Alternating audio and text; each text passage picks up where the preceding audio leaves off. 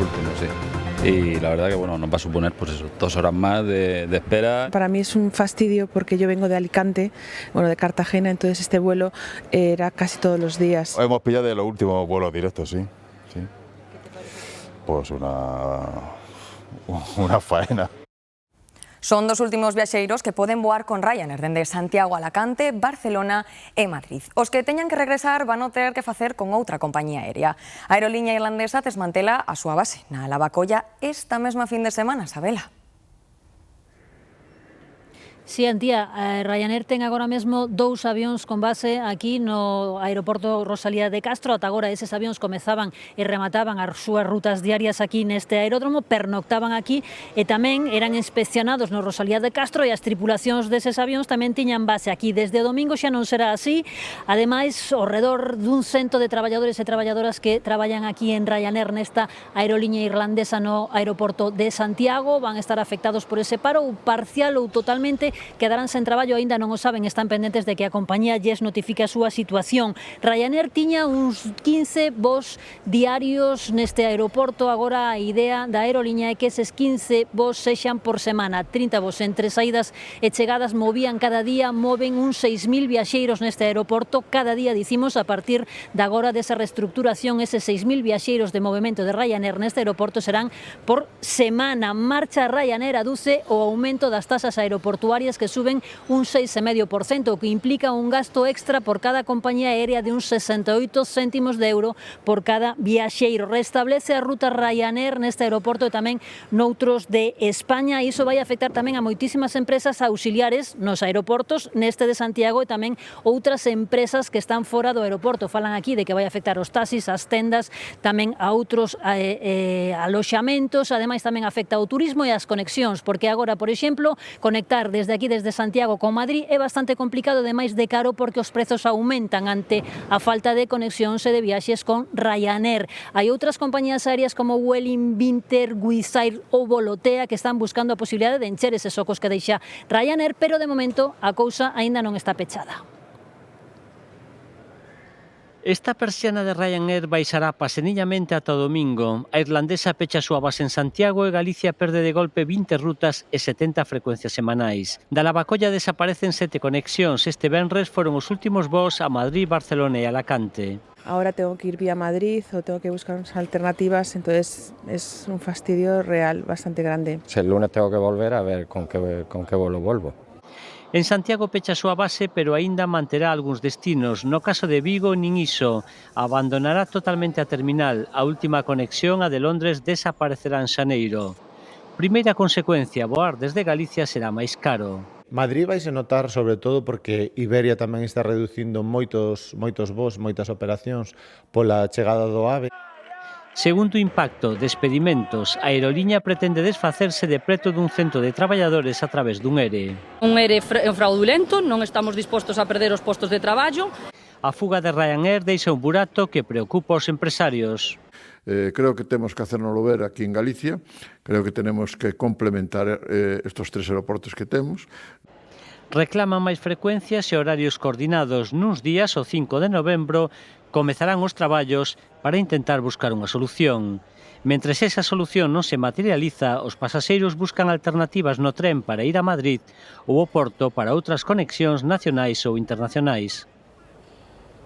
Temos menos voos e máis caros dende Galicia. E medra tamén o enfado pola negativa do Goberno a traspasar a Galicia competencias sobre a autoestrada do Atlántico. A Xunta, os empresarios e os transportistas piden unha xuntanza do Ministro de Transportes para pedir trasladalo de competencias e que a P9 sexa de balde. As peaxes na principal vía de comunicación que vertebra Galicia de norte a sur condicionan a competitividade das empresas galegas. Os transportistas son os máis afectados. Excesivo, a pesar das bonificacións que puxeron agora na AP9 non son suficientes. Transportistas e empresarios unen forzas coa Xunta para pedirlle ao Goberno a gratuidade da AP9 e o seu traspaso a Galicia. Se está a facer en outros lugares de España, por que non se pode facer en Galicia, non? Creo que temos os mimbres para facelo. Queren unha reunión co ministro de Transportes despois de que pechara a porta a novos avances. Que alguén nos dice de dónde sacamos, no sé, los 20-30 mil millones que costaría rescatar las autopistas españolas, pues nada, fenomenal. Bonificar al 100% a los usuarios non é posible. Equivaldría a lo mismo. Os socialistas de Galicia insisten. Nos defendemos a gratuidade e creemos que a podemos optar conseguir agora. E tamén decimos que titularidade non implica gratuidade. O Goberno galego lembra que é unha demanda unánime do Parlamento de Galicia. O señor Besteiro debe defender realmente os galegos e as galegas e se realmente quere esa gratuidade o que ten que facer é proceder a rescate, que é o que le vamos pedindo, sea dende hai máis de un ano. E din que os informes técnicos e xurídicos avalan esa demanda. Os datos da EPA do terceiro trimestre amosan unha subida do paro en España durante o verán. 60.000 parados máis. A taxa nacional está no 10,45, case o dobre da media europea. E o total de desempregados supera os 2,6 millóns. Medra o paro, aínda que se crea emprego. 118.000 novos postos de traballo e 22 millóns de traballadores en activo.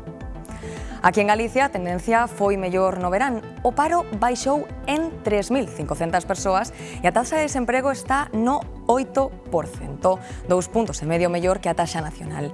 O número total de parados é de 102.600. Con relación á ocupación, tamén subiu. 14.000 empregos novos e 1.179.000 persoas traballando. Bos datos de paro en Galicia no día no que sabemos que a multinacional de biotecnoloxía Lonza, con sede no Porriño, vai ampliar as instalacións da súa planta de medicamentos contra o cancro, a única que ten en España. Quere así aumentar as súas capacidades para fabricar novas terapias biotecnolóxicas que salvan vidas en todo o mundo. Lonza Porriño suma 2.000 metros cadrados ás súas instalacións loxísticas para poder atender as necesidades dos seus clientes. Aquí producen os ingredientes principais de terapias contra o cancro e enfermidades raras que se aplican en todo o mundo. A multinacional suiza asegura que este investimento demostra a súa confianza no sector biotecnolóxico galego. No solamente importante a nivel económico, pero es un sector importante por el impacto simplemente que tiene en la salud de las personas a nivel mundial. Estamos exportando conocimiento de Galicia a través de todo el mundo. Nunha visita ás instalacións, o presidente Alfonso Rueda asegurou a aposta da Xunta por consolidar Galicia como un referente europeo da biotecnoloxía, cun plan que prevé mobilizar 662 millóns de euros. As actividades de altísimo valor engadido que supón todo relacionado coa biotecnoloxía, que xa están ancladas aquí fortemente gracias a empresas como Lonza, pois poidan seguir medrando aquí. En Lonza Porriño traballan actualmente 540 persoas en empregos de alta cualificación. Outra industria galega da automoción sofre a falta de microchips, eses pequenos condutores básicos na fabricación dos coches.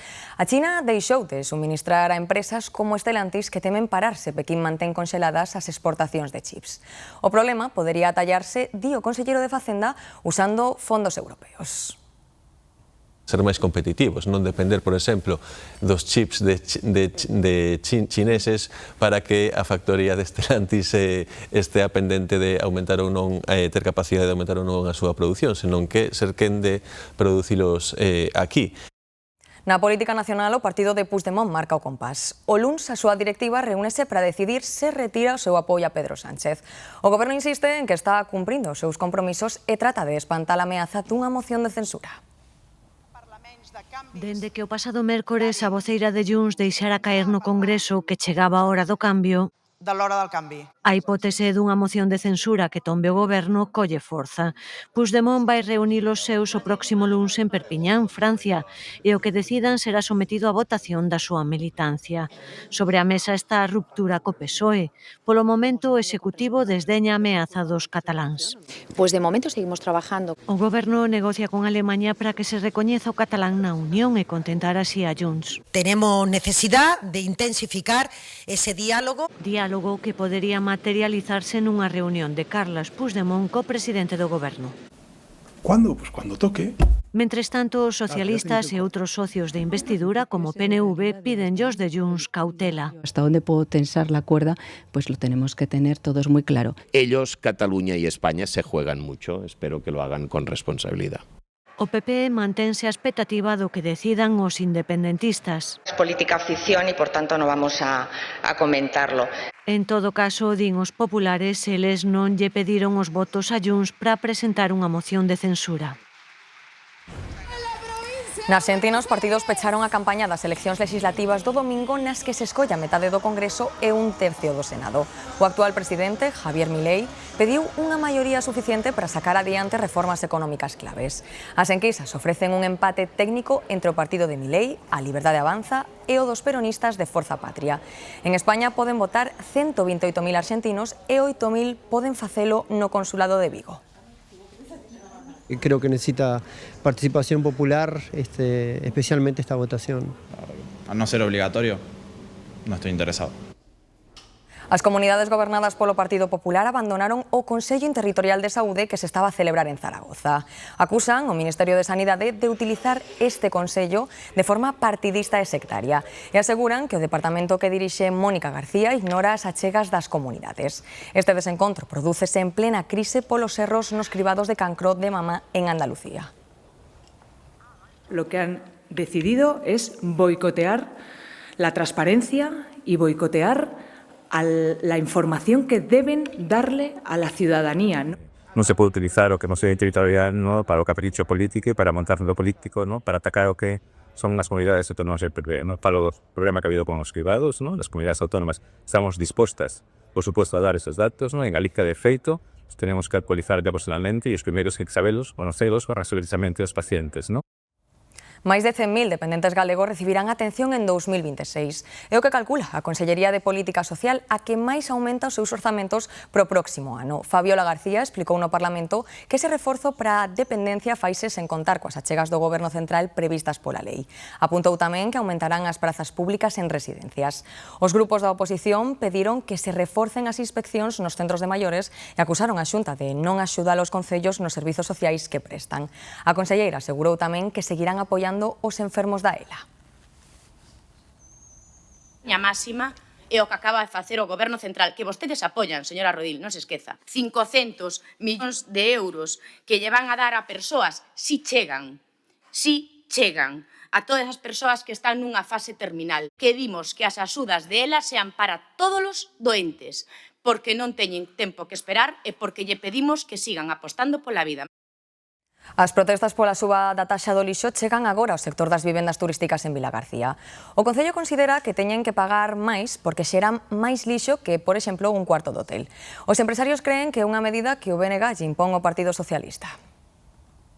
As vivendas turísticas agroman en Vilagarcía como en moitos outros lugares. Agora estes balcóns pagan polo lixo o mesmo ca unha pensión ou ca un hotel, 27 euros o ano por habitación. A experiencia destes anos danos a ver que os pisos, as vivendas de uso turístico, pois xeran unha cantidade de residuos moito maior ao que estaban tributando. Así, as vivendas turísticas pagarán polo lixo o mesmo ca unha vivenda particular, cun plus de 6 euros o ano por habitación. Nós estamos de acordo en pagar igual que unha vivenda normal, por suposto, non faltaría máis, pero tamén é certo que nós non xeneramos residuos pois como outro tipo de aloxamento. Entre outras razóns, porque a xente que se aloxa nas nosas vivendas prácticamente desayuna e dúchase.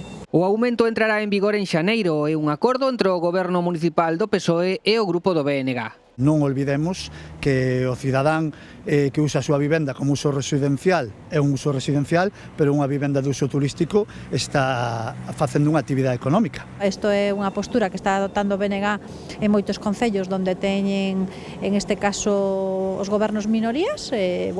Como os propietarios de vivendas pasamos por aí, pois agora mesmo somos os culpables de casi todo. O Concello calcula que en Vilagarcía hai agora unhas 600 vivendas turísticas. O negocio da roupa de segunda man non deixa de medrar por conciencia ambiental, por moda e por prezo. E proba diso é a cola que se formou esta mañá na Coruña para entrar no mercado itinerante de roupa vintage que vai estar esta fin de semana na cidade. Os clientes buscan pezas de marca, de estilo retro e a prezo reducido.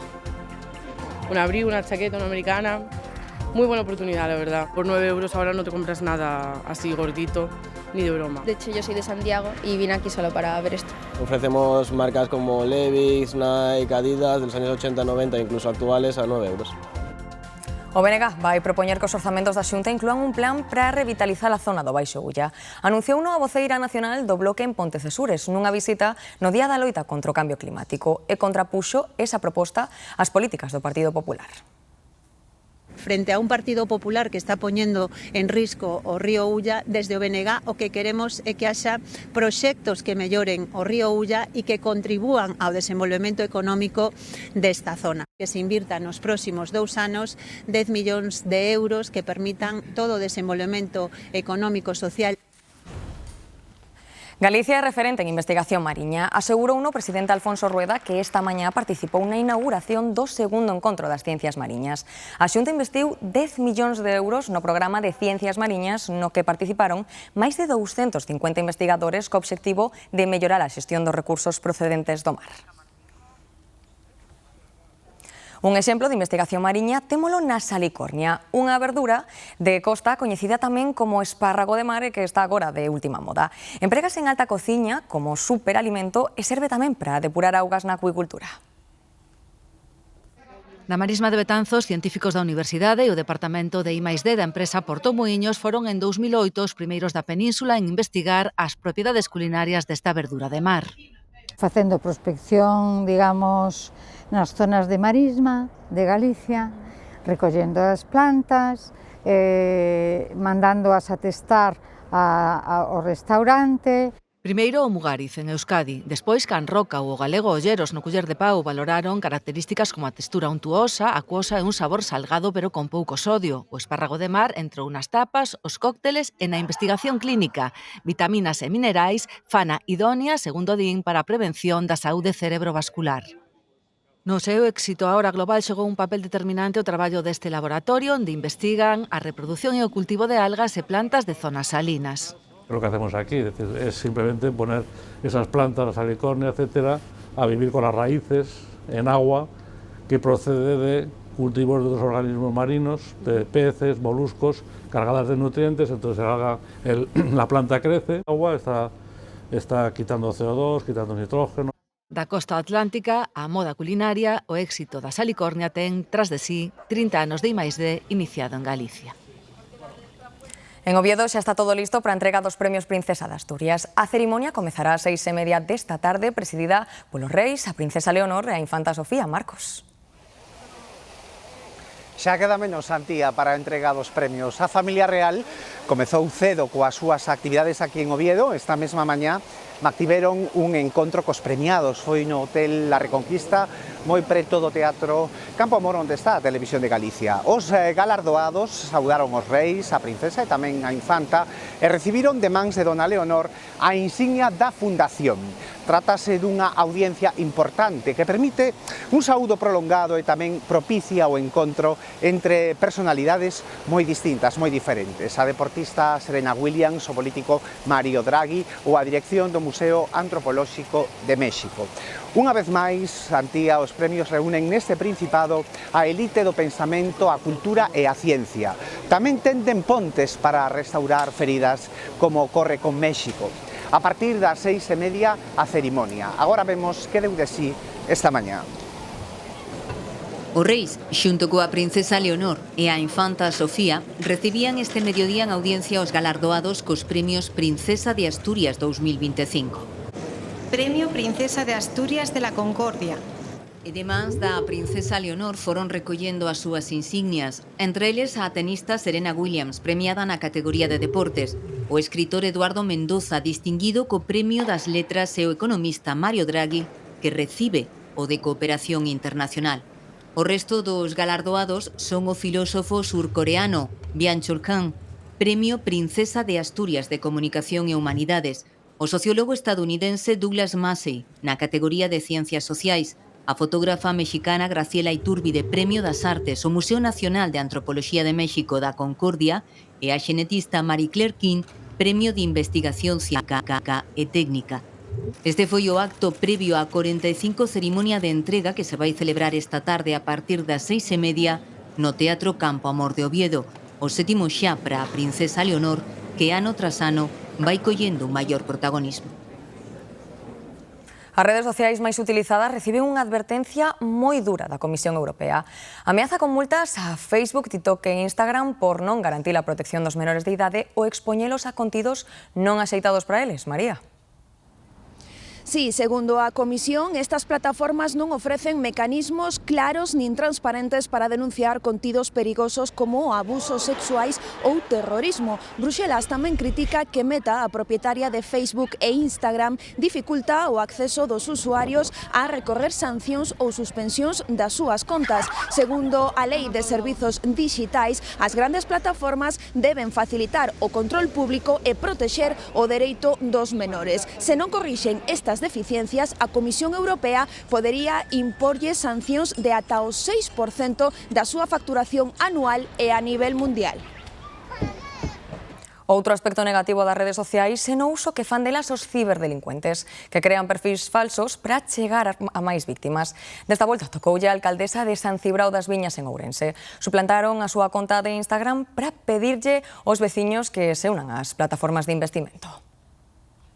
Os ciberdelincuentes aproveitaron a conta pública de Instagram da alcaldesa de San Cibrao das Viñas en Ourense para coarse na súa intimidade, pero sobre todo para suplantar a súa identidade e chegar así aos seus 3.000 seguidores.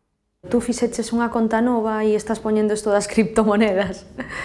Eu digo, pero que me estás contando? De que me falas?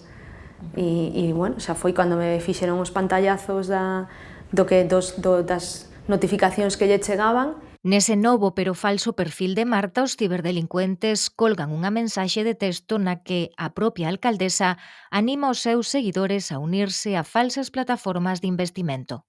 Que é un grupo de persoas que está traballando con criptomonedas e ETFs, fondos de inversión e demais, e que si queres unirte a ese grupo. Dos 3.000 seguidores, 26 aceptaron a súa solicitude de amizade, pero varios deles comezaron a sospeitar e alertaron a propia alcaldesa, que rapidamente denunciou os feitos. Facía conversacións largas, o sea, contestaba, non? E insistía que, por favor, pois respostases. Podeche traer algún problema porque se hai algún seguidor que acepta e que porque despois virían os enlaces seguramente a únete a este enlace. Actualizar os nosos dispositivos, mudar os contrasinais de maneira constante ou alertar as forzas de seguridade en caso de dúbidas. Tamén, dende o Goberno, poñen a disposición dos usuarios páxinas de axuda e teléfonos de contacto se cremos ser vítimas dos ciberestafadores. E atendan a experiencia terrible dunha nai e os seus 2 fillos de tan só 1 e 3 anos en Málaga. Estiveron secuestrados pola exparella da muller 13 días dentro dun coche. Durante este tempo, o home percorreu 2.000 kilómetros por estradas de España e Portugal. Cando por fin conseguiron liberalos, estaban completamente deshidratados e desnutridos. Ao parecer, tamén sufriron agresións físicas e sexuais. Un veciño de Foz está ferido grave tras recibir varias coiteladas. A presunta agresora é a súa exparella que xa está detida. Investigan se a muller actuou para defenderse, xa que o home tiña unha orde de afastamento dela por violencia de xénero. En Redondela prenderon un delincuente que colleron con 2 coches roubados. Nun primeiro momento conseguiu fuxir, pero a policía cazouno horas despois.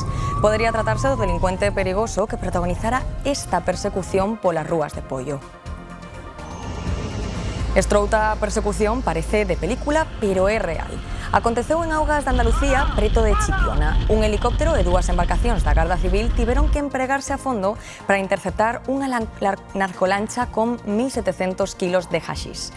En esta operación hai participación galega. Unha das patrulleiras que conseguiron bloquear os narcos foi construída nos estaleiros de Aister en Moaña. A Policía Nacional detivo unha coidadora de persoas dependentes en Pontevedra por roubarlles xoias. Supostamente aproveitaba cando ia traballar as vivendas para levar pezas de ouro que despois vendía. A tranquilidade que reina habitualmente nos Ancares rompeu por completo esta mañá en Cervantes cun suceso insólito nun concello tan pequeno. Un atraco con pistola cun botín de ata 90.000 euros. A empregada que tivo que abrir a caixa forte baixo ameaza aínda ten o susto no corpo, Demetrio. Sí, foi alrededor das 8:30 da mañá cando este individuo, que iba camuflado cunha perruca, levaba luvas nas mans e cunha pistola, descoñécese de momento se esa arma era de fogueo ou era real, abordaba esta empregada desta entidade bancaria, desta sucursal de Caixa Rural Galega aquí en Cervantes, obrigaba a acceder ao interior a ese lugar onde estaba a Caixa Forte. En principio falase dun botín de entre 60 e 90.000 euros. O individuo deuse a fuga e inmediatamente se deu parte á Garda Civil, que despregaba ata aquí os efectivos e se establecía un dispositivo para identificar e dar co paradoiro deste individuo. Todo apunta que dende aquí fuxiría cara a A6, onde podría coller dirección Madrid ou sentido a Coruña. Como decíamos, foi ao redor das 8:30 desta mesma mañá e o botín podría exceder entre 60 e 90.000 euros. Un turista madrileño de 65 anos resultou ferido de gravidade cando estaba a visitar a fervenza da Auga Caída, en Pantón. Segundo as testemunhas, ao dar uns pasos fora da varanda no Miradoiro, o home caeu dende unha altura de 7 metros e sufriu un traumatismo na cabeza. Daquela acudiron a todo lugar os bombeiros de Monforte, unha ambulancia do 061 e axentes do Soprona, que precisaron a axuda dunha lancha dunha empresa turística para extraer a víctima polo Miño. Lo más fácil para sacar y realizar la extracción es el río. Entonces procedimos a embarcar la camilla en la embarcación y trasladar a un punto ya de desembarque donde la ambulancia tiene acceso, que en este caso es en Mallorca. A falta de luz e as dificultades do terreo complicaron os labores de rescate. De feito, o dispositivo prolongouse durante 4 horas, xa que chegar ao lugar do accidente supón percorrer a pé unha distancia duns 3 kilómetros. Os bombeiros deixaron o camión arriba na parte de arriba da fervenza do camiño de senderismo e tiveron que baixar abaixo cos equipos uns 20-25 minutos. Despois, cando evacuaron a persoa, 2 bombeiros foron na embarcación. A vítima do accidente tivo que ser trasladada ao ULA, onde permanece ingresada na unidade de cuidados intensivos. O Concello de Dozón denuncia a sabotaxe dos depósitos de auga que abastecen o lugar da Gouxa. Din que non é a primeira vez e que adoita coincidir nas vésperas da feira, Iria. Si semella que alguén quere deixar sin auga os feirantes da Gouxa, porque os ataques adoitan producirse o día anterior a este evento gastronómico que se celebra os días 11 e 23 de cada mes. E tamén porque as sabotaxes só se producen neste tanque da Gouxa e non no tanque de Cubelos, situado xusto ao lado no mesmo recinto.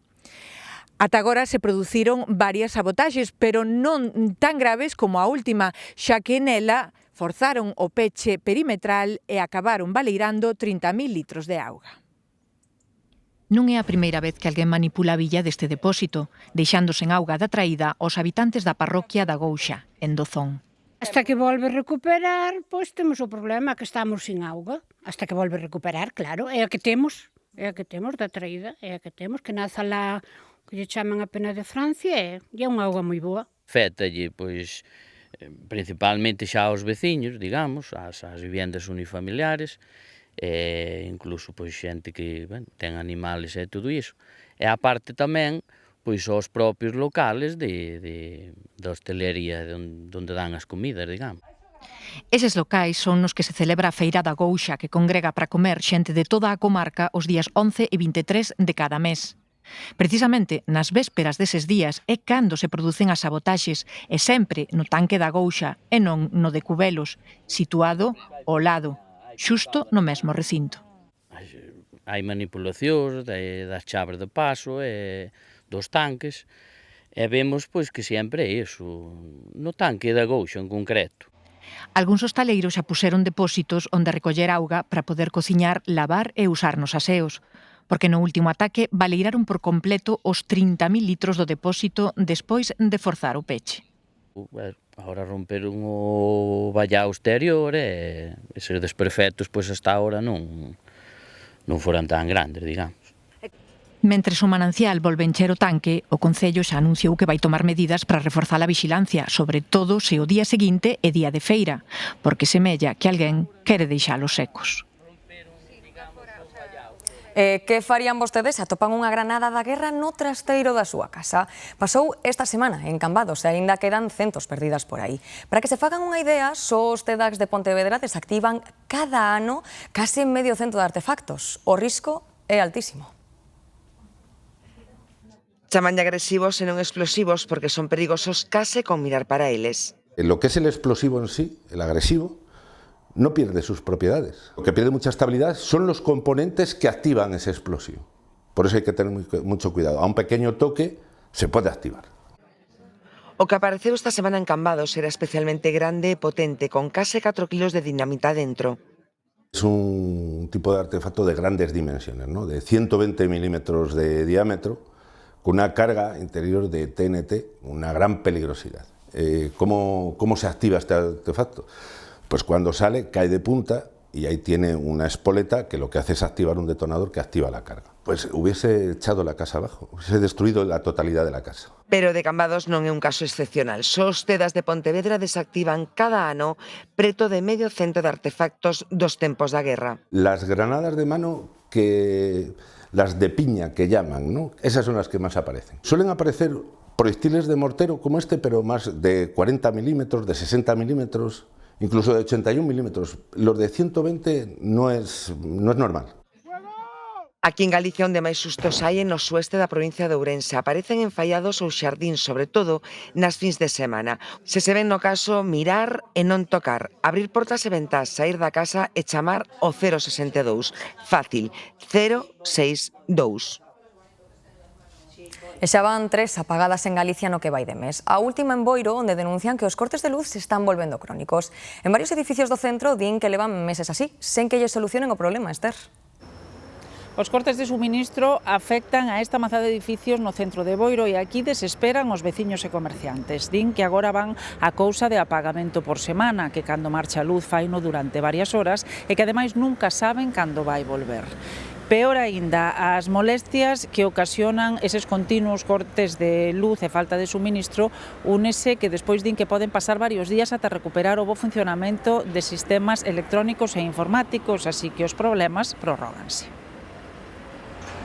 As queixas danas nestes edificios da Avenida da Constitución. Neste treito da rúa van pola terceira apagada nun mes. Unha vez que salta, directamente non sabemos canto vai durar, pero normalmente está durando horas. Mal, que eu levamos aquí 23 anos, non recordo isto, E complícalles a vida, coller o ascensor, cociñar ou traballar, imposible sen luz. Non podemos cobrar, nin facturar, nin vender porque non temos luz. Pacientes que teñen que marchar sin ser atendidos, pacientes que estás tratando e na mitad do tratamento, pois igual non podes seguir. E para cando volve a corrente, descobren que hai cousas que non van. Hoxe mesmo estamos sin programa informático, sin equipo de rayos, co cual unha prueba diagnóstica fundamental como é unha ortopantomografía non se pode facer. O meu servidor todavía está en reparación, que non sei se está en reparación, e a impresora xa comprei unha nova. Desesperan porque solucionen o problema, pero temen que vaya para longo polas noticias que teñen da distribuidora, os que as teñen. Nós, cando chamo, toman nota da incidencia, nunca saben nada, o sea, debo ser sempre a primeira en chamar. Unha torre que está moi antigua, que teñen que ir cambiando, iso é o que nos fan chegar a nós. O caso é que os recibos non xos perdonan, a ver se me entende o asunto. Pensan se a avaría terá relación coa apagada xeral do pasado abril. En calquera caso, a situación foi a peor. Denuncian que no que vai de mes foron a apagamento semanal nesta rúa.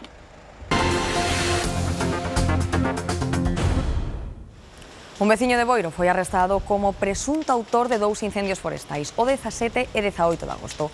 A Garda Civil seguíalle a pista porque tiñan indicios de que o seu coche estivera nos lugares dos incendios. A máis, no coche encontraron 8 acendedores. Os establecementos turísticos das zonas afectadas polos incendios xa poden pedir dende hoxe as axudas para paliar as perdas económicas polas cancelacións que sufriron entre o 28 de xullo e o 31 de agosto. Hai un total de 650.000 euros e cubrirán un 25% das perdas estimadas de cada negocio comparando os ingresos cos do ano pasado. O límite son 2.500 euros por solicitude. Hai un mes de prazo para pedilas e concederánse por orde de chegada. O arquitecto Joaquín Torres regresa a Galicia para devolverlle a vida a unha antiga residencia señorial en Quiroga. A Casa de Outeiro, agora en ruínas, transformarase nun hotel de luxo con adega privada. Emprendedores rurais e unha comunidade de investidores impulsan este proxecto co que queren atraer o turismo á comarca. Este derruído casarío que outea o Val de Quiroga custodia 6 séculos de historia, un símbolo da comarca agora en ruínas que resurdirá como un exclusivo complexo enoturístico da man do recoñecido arquitecto de orixe galega Joaquín Torres. De la misma manera que el Guggenheim cambió Bilbao, pues queremos que a nuestra manera esto cambie la zona, ¿no? Que sea un lugar para venir y que la arquitectura sea tamén su reclamo. Sobre os muros señoriais da Casa de Outeiro erguerase un novo fito arquitectónico inspirado nos viñedos que a rodean, cun deseño aberto a paisaxe. Casi la ausencia del material, casi el vidrio va a ser algo muy presente, algo que se acople a tal, pero obviamente preservando lo que es la esencia, ¿no? Un proxecto de 5 millóns de euros impulsado por empresarios rurais a través dunha comunidade de pequenos e grandes investidores. Xuntar unha comunidade de 250 inversores e o que esperamos tamén con eles é que podamos crear un fondo para tamén contribuir e xerar impacto positivo na comarca, non? Axudar a acelerar proxectos e a que veñan emprendedores ao territorio. A reconstrucción comezará o vindeiro ano. A quiroguesa Casa de Outeiro converterase nun exclusivo hotel con adega privada. Un hotel de 10 habitacións, un hotel de luxo, vamos a ter restaurante, vamos a ter un salón de eventos, vamos a ter unha zona de spa, vamos a ter unha zona de enoturismo tamén para visitas con varios miradores. Estes promotores participan doutro proxecto internacional no Xeoparque do Courel para facer a maior ponte colgante de España no Monumento Natural de Campodola. Os concursos de tapas son cada vez máis populares.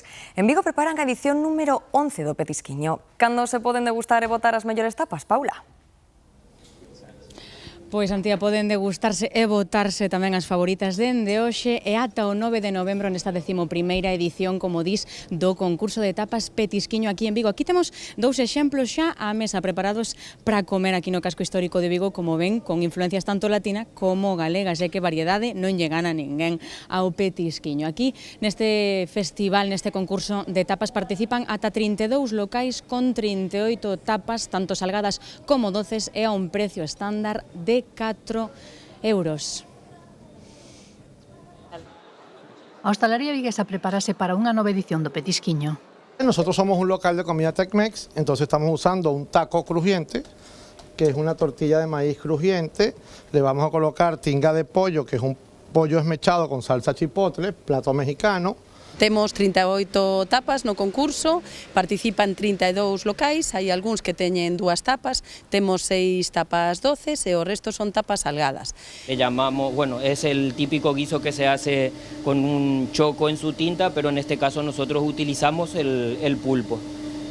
A clientela dos 32 locais participantes poderá degustar as receitas que cada un crea para este certame e votar pola súa favorita desde o 25 de outubro ata o 9 de novembro. Tes un código QR, hai unha aplicación e con ese código QR entras e xa te pon, sabes, a valoración da tapa, ti botas e o seguinte local.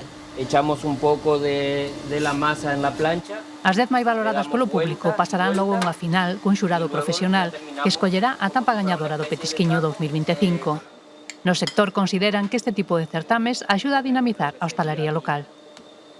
Xente que ven de fora, pois cando ve que en un local hai un concurso de tapas, despois eles mesmos buscan outros locais onde as tapas dese concurso.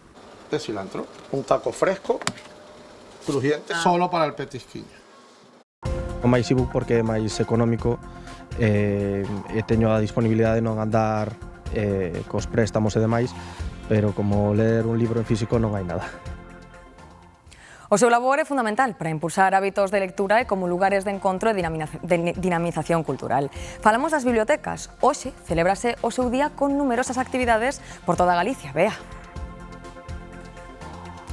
Xolema contra a desinformación, bibliotecas destacando a importancia destes equipamentos para acceder a coñecemento e información contrastada. En Galicia hai 313 bibliotecas públicas, algunhas con moita historia non só nos seus libros, senón tamén nas súas paredes, como esta na que nos atopamos no IES de Celanova, no propio mosteiro de San Rosendo. Bibliotecas que se foron adaptando aos cambios da sociedade, introducindo novos formatos, entre eles, por exemplo, o libro electrónico.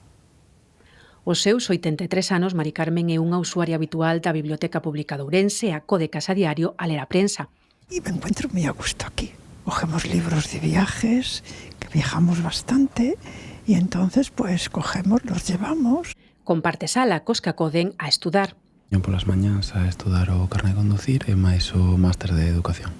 A ver, eu a biblioteca principalmente a uso como aula de estudo. Non hai distraccións e estás, pois, o que tes que estar. Esta biblioteca conta cun fondo de máis de 220.000 documentos, sobre todo libros. Realmente para que se hiciera mi hija y que pudiera venir a la biblioteca. Entonces, para dar un poquito de ejemplo, pues vine a la biblioteca, hacía mucho tiempo que no venía, y desde entonces sí que trato de venir pues para coger sobre todo libros de lectura.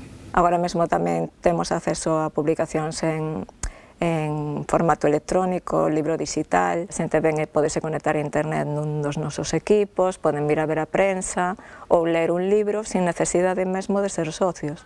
Espazos para bebés ou actividades para maiores buscan abrir a biblioteca a toda a sociedade. No entorno á lectura, á cultura, ao patrimonio, pois as persoas atopen nas bibliotecas un lugar onde estar, un refuxo. Con ese obxectivo abre varios días a semana a cidadanía en xeral esta biblioteca escolar do Mosteiro de Celanova. A aplicación estupenda para as bibliotecas escolares, está todo informatizado e doado facer socios externos, pois eso, para partillar con todos o que temos. Partillar cultura e coñecemento que permita loitar contra a desinformación. Galicia conta con 313 bibliotecas públicas con preto de 900.000 socios. Comisión Sobreira rendeulle hoxe homenaxe póstuma a Suso Díaz, histórico sindicalista e exsecretario xeral do sindicato falecido no mes de xullo. Un acto nun hotel compostelano que asistiron máis de 400 persoas, entre elas a súa filla, a vicepresidenta segunda Yolanda Díaz. Autoridades políticas e sindicais destacaron a loita incansable do homenaxeado polos dereitos dos traballadores, mesmo en épocas en que arriscaban a vida.